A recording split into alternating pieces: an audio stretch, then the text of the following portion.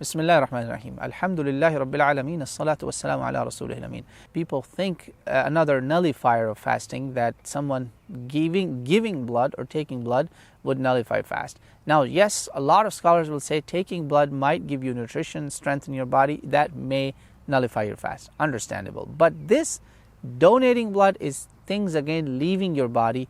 Inshallah, you will be okay. You will not lose your fast for certain. A vast majority agrees on that part, that giving your blood, donating your blood does not nullify your fast. However, brothers and sisters, some people, again, it depends on the person.